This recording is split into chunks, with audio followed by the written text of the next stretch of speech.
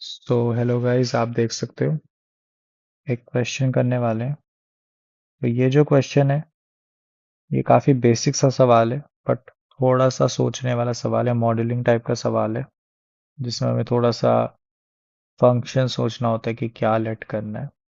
हमें पूछा है कि रेंज बता दो रियल कांस्टेंट टी की सच दैट ये जो इनइक्वालिटी है ये हमेशा होल्ड करे फॉर ऑल थीटा जो कि इस रेंज में है। ठीक है, तो अब जैसे कि अगर मैंने बता ही दिया कि इसमें एक फंक्शन लेट करना है। ठीक है, तो रेंज निकालने का यहाँ पे आइडिया क्या है कि टी की आप ऐसी रेंज बताओ। ठीक है, मतलब समझ लो सवाल का।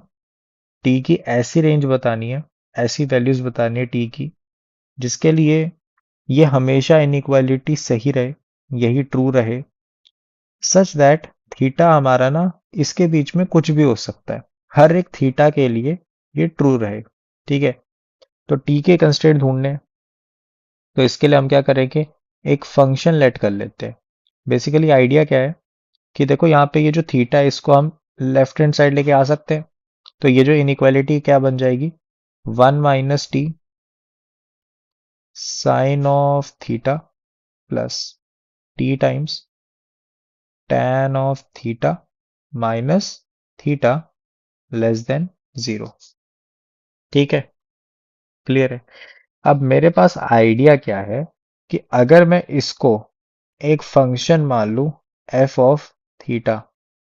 क्लियर है, थीटा में एक फंक्शन अगर मैं मान लूं एंड एफ ऑफ थीटा जो है उसको प्रूफ कर दूं कि वो हमेशा लेस देन जीरो होगा, सॉरी ग्रेटर देन जीरो होगा, ग्रेटर देन जीरो होगा, तो ये प्रूफ हो जाएगा जो ऊपर प्रूफ करना था। तो ऐसा करते हैं, मैं डेरिवेटिव ले लेता हूं। एफ डैश ऑफ थीटा अपने पास क्या आएगा, एफ डैश ऑफ थीटा अगर निकालोगे तो अपने पास आ जाएगा 1 - t। तो एज इट इज आ जाएगा क्योंकि वो एक कांस्टेंट की तरह है ना, थीटा पे है वेरिएबल। तो साइन थीटा का डेरिवेटिव हो गया cos theta plus t times tan theta का डेरिवेटिव हो गया secant square theta and minus में 1। तो अब ये जो हमारे पास एफ डैश ऑफ थीटा निकला है इसमें सीकेंड स्क्वायर को मैं कर सकता हूँ थोड़ा सा एडजस्ट। कैसे करेंगे, तो बेसिकली अगर मैं इसको 1/cos² लिख देता तो मेरे पास ये आ जाता कॉस क्यूब थीटा 1 - t। ठीक है, प्लस टी टाइम्स यहाँ पे अपने पास कुछ भी नहीं है minus cos square theta divided bye यहाँ पे क्या आ गया कॉस का स्क्वायर थीटा। क्लियर है, तो यहाँ पे मैं टी वाली टर्म्स अलग कर देता हूँ एंड दूसरी वाली अलग। तो यहाँ पे मेरे पास आ रहा है cos cube theta minus cos square theta divided by cos square theta and मेरे पास क्या आ रहा है, एंड मेरे पास आएगा 1 - cos cube theta divided by cos square theta and ये टी में आ रहा है। ठीक है, क्लियर है, यही आ रहा है ना, माइनस में एंड ये प्लस में। ठीक है, यही आ रहा है। तो इसमें हम क्या करते हैं कि यहाँ पे नीचे तो कॉस स्क्वायर कॉमन निकल गया है ना, कॉस स्क्वायर थीटा ये कॉमन निकल गया एंड जो बचा है उसको देख लेते हैं। अगर मैं 1 - कॉस क्यूब थीटा को कॉमन ले लूं तो क्या बन जाएगा, तो मेरे पास ये आ जाता 1 - ये आ जाता कॉस क्यूब थीटा, यहाँ पे आ जाता cos theta -1 into cos square theta divide में आ जाता 1 - कॉस क्यूब थीटा। ठीक है, एंड यहाँ पे प्लस का टी पड़ा है। ठीक है, तो बेसिकली ये वाली चीज़ तो मुझे पता है क्या है, पॉजिटिव है। सही बात है कि नहीं? क्योंकि थीटा मेरा 0 से π/2 के बीच में यानी फर्स्ट क्वाड्रेंट में है, तो कॉस थीटा की वैल्यू पॉजिटिव है एंड ओवरऑल ये जो वैल्यू है पॉजिटिव ही रहेगी, क्योंकि कॉस क्यूब थीटा जो है वो तो जीरो ही रहेगा, मतलब पॉजिटिव ही रहेगा एंड फ्रैक्शन रहेगा, तो ये फ्रैक्शन है। ठीक है, ग्रेटर देन जीरो है लेकिन लेस देन वन है, एंड सिमिलरली डिनोमिनेटर भी पॉजिटिव है, तो ठीक ही है। तो ये ओवरऑल पॉजिटिव है एंड जो दूसरा पार्ट है उसको एनालाइज करते हैं। तो यहाँ पे एक फैक्टर हमें कटते हुए दिख रहा है कि देखो ये जो डिनोमिनेटर है ना, ये जो चीज़ है डिनोमिनेटर, इसका फैक्टर अगर मैं लिखूँ तो क्या बनता है, 1 - cos थीटा एंड साथ में क्या आ जाएगा, 1 + cos थीटा +cos² थीटा। ठीक है, तो ये दो फैक्टर कट रहे हैं। ठीक है, तो जो फैक्टर बचे उनको लिखने की कोशिश करता हूँ। तो यहाँ पे अपने पास पहला फैक्टर तो पॉजिटिव ही है, ये हमें पता लग गया, एंड जो दूसरे फैक्टर उसको लिखने की कोशिश कर रहा हूँ। तो हमारे पास आ रहा है टी है, माइनस में अपने पास क्या है, माइनस, यहाँ पे माइनस साइन भी रहेगा क्योंकि बेसिकली यहाँ पे ये वाला फैक्टर कटा है। तो T minus cos² theta divided by 1 + cos theta +cos²थीटा।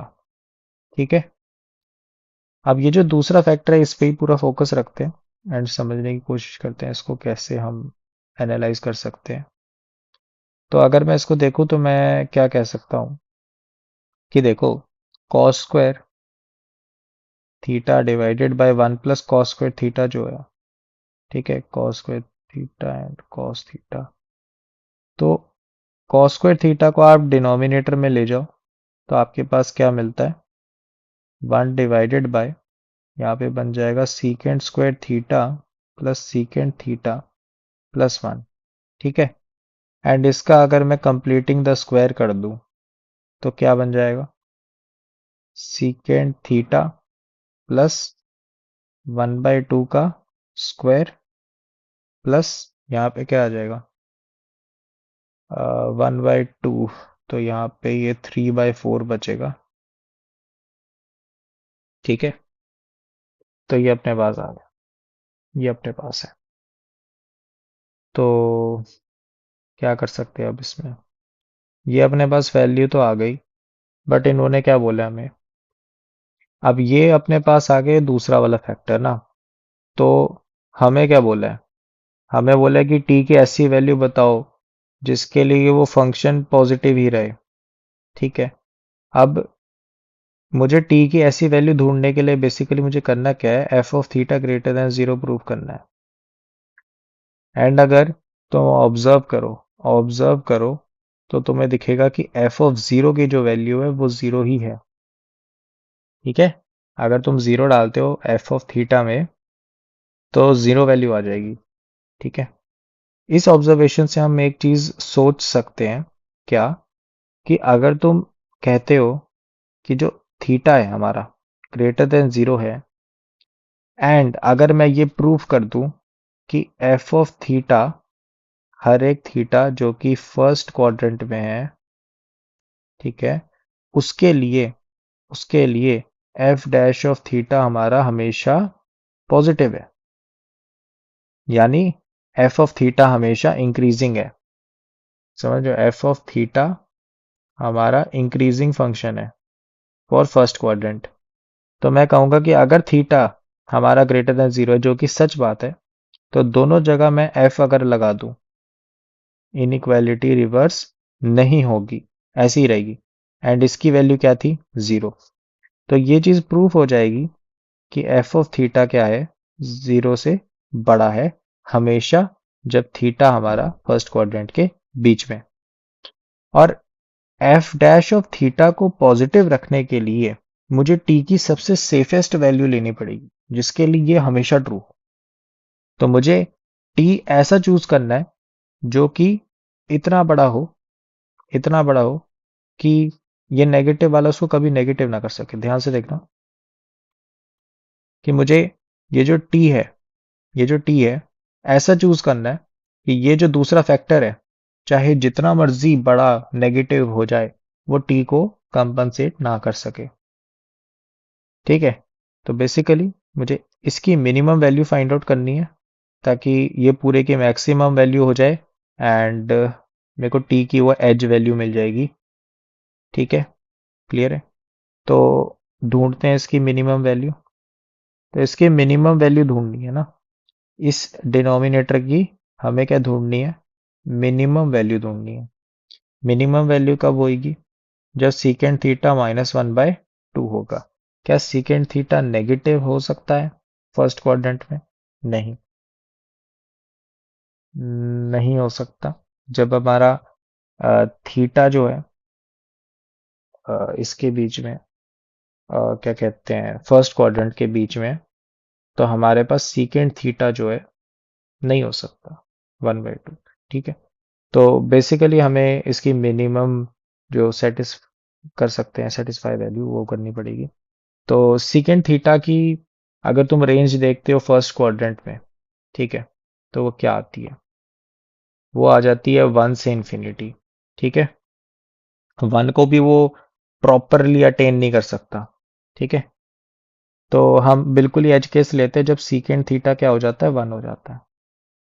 तो हमारे पास मिनिमम वैल्यू क्या आएगी कि ये 3/2 का स्क्वायर है एंड प्लस में 3/4। तो ये अपने पास क्या आ रहा है, 9/4 प्लस 3/4। तो ये अपने पास क्या आ रहा है, ये अपने पास आ रहा है 12/4 यानी 3। तो डिनोमिनेटर की बिल्कुल ही मिनिमम वैल्यू जो कि वो कभी अटेन भी नहीं कर पाएगा क्योंकि सीकेंड थीटा एग्जैक्ट 1 नहीं हो सकता। ठीक है, क्योंकि एज वाले ब्रैकेट्स नहीं है ना, राउंडेड ब्रैकेट्स थे इंटरवल में।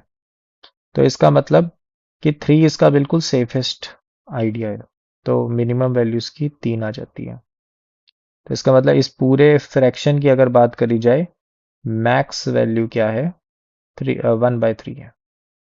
ठीक है, 1/3 से ज्यादा बड़ा मैग्नीट्यूड इसका नहीं हो सकता। तो अगर अब मैं देखूं तो टी जो है मेरा, टी जो है उसको एटलीस्ट 1/3 तो होना ही पड़ेगा।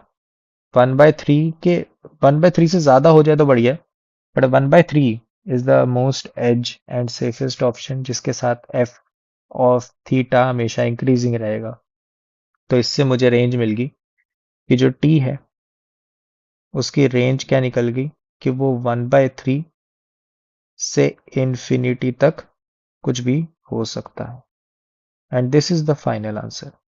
मैंने ऑप्शन नहीं दिए इस क्वेश्चन में, बट अगर ऑप्शन देता तो थोड़ा सा आसान हो जाता तुम लोगों के लिए। ठीक है, बट विदाउट ऑप्शंस ये क्वेश्चन काफी अच्छा है।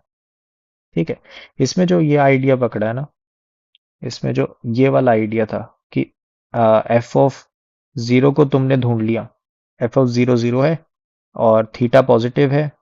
तो अगर मैं ये प्रूफ कर दूं कि F dash of theta greater than zero है, तो मैं इनडायरेक्टली मोनोटोनिसिटी की जो एक बहुत ही सिंपल सी चीज होती है कि इनइक्वालिटी रिवर्स नहीं होती, उस फैक्ट से मैं ये चीज प्रूफ कर सकता हूँ। ठीक है, इस आइडिया को पकड़ के ये क्वेश्चन काफी अच्छे से हो जाता है सॉल्व। अच्छा है, ये आइडिया दिमाग में रहना चाहिए। ठीक है, अच्छे वाले क्वेश्चंस में ये काफी काम आता है। तो आई होप सो कि ये क्वेश्चन समझ आ गया होगा कैसे अप्रोच करें। अच्छा क्वेश्चन है, अच्छे लेवल का समझ सकते हो। ठीक है, बेसिक आइडिया समझना था कि मोनोटोनिसिटी के रिलेटेड का क्वेश्चन है, डेरिवेटिव लेके हमें टी की मिनिमम वैल्यू ढूंढनी है जिसपे ये सेटिस्फाई रहेगा ही रहेगा। ठीक है, क्वेश्चन को अच्छे से समझना है बेसिकली कि टी ऐसी रेंज का ढूंढना है जिसके लिए इनइक्वालिटी सेटिस्फाई रहेगी ही रहेगी, चाहे थीटा हमारा कुछ भी हो उस रेंज में। ठीक है, हर एक के लिए होना चाहिए ट्रू। तो इसीलिए ये बिल्कुल ही सेफेस्ट एंड एज ऑप्शन हमने लिया। आई होप सो तुम्हें समझ आ गया होगा क्वेश्चन। मिलते हैं और क्वेश्चंस के साथ।